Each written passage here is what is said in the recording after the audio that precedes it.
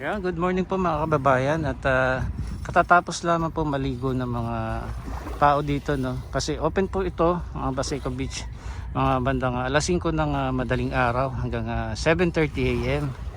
Tapos naglilinis-linis po rito yung mga taga DPS, no. Andyan din po yung mga taga DNR, andyan din po yung mga taga MMDA. Minsan may mga grupo po dito ng iba't ibang establishmento ay nagbo-volunteer po dito mapunta sa Baseco Beach. So ngayon po ang linaw ng tubig, oh. Nung nakaraan kasi ang daming seaweeds at tapos kumakatas yung kulay ng seaweeds, no. Kaya nung last week medyo ma-brown yung tubig, pero ngayon, oh, ang linaw, linis, oh.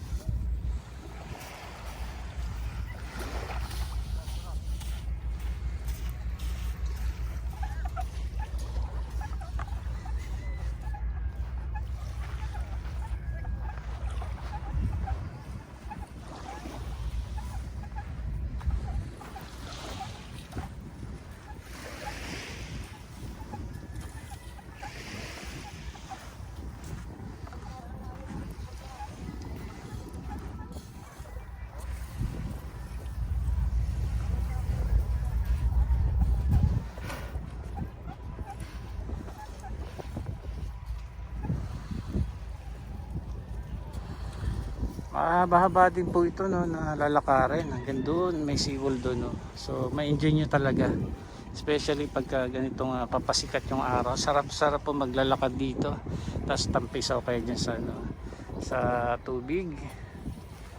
So ayan, papakita ko lamang po sa inyo, no. Sa kabila po Pasig River na yan, ano. Ayan. Tapos ayan, no, ganda. Ayan, pasalamat na nga din daw sila, no, dahil walang mga water hyacinth or water lily, kasi talagang pagod din sila pagka may mga water hyacinth, dahil ang bibigat kasi nun, kaya talagang effort po itong mga taga DPS and also MMDA and the DNR na mga naglilinis po rito.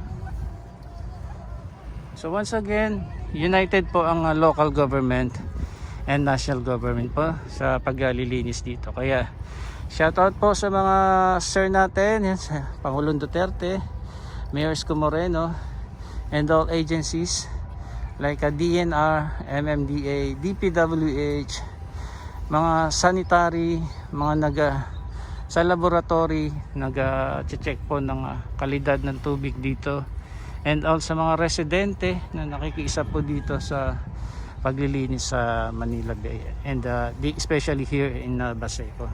Part pa rin po kasi ito ng Manila Bay.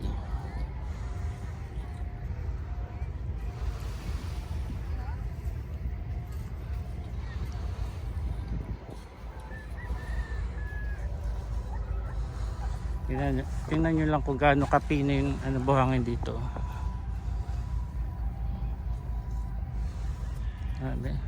Pinong-pino, no?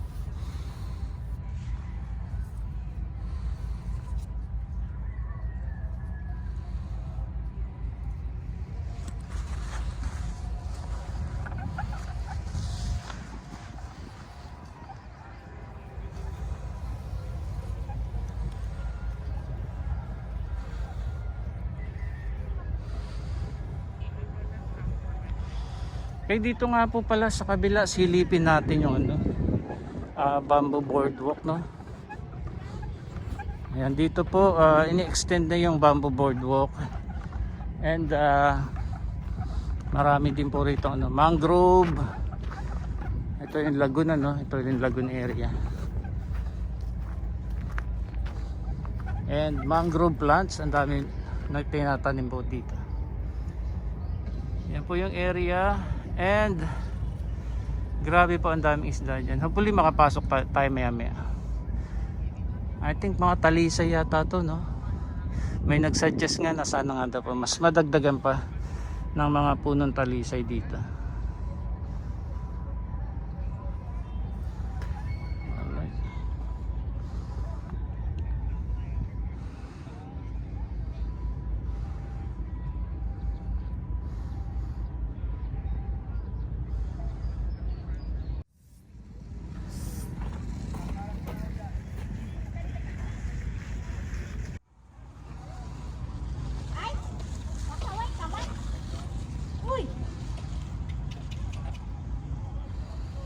May marami pong isda rito, mga tilapia, bangus.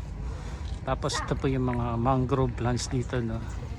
Nung nakaraan, andito po yung mga kapulisan, nagtanim po sila rito ng mga mangrove plants. So, and nakarang buwan naman sila Secretary Roy Simatu with the MMDA, DNR at iba-iba pang agencies, nagtanim pa rin po sila rito.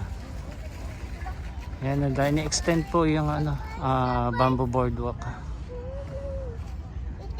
Hopefully sa susunod, no, mahaba-haba na rin po yung kanilang naikakabit yan na bamboo boardwalk.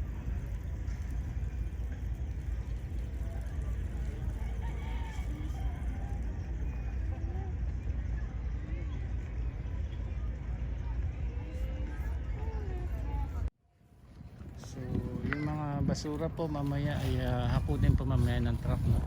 So for a while dyan lang po muna nila ipopwesto, tapos mamaya hakutin. And ito, laki na. Dati napunta tayo dito, ang dami pang rito, damo-damo, no. Ngayon natanggal na. Ayan, no.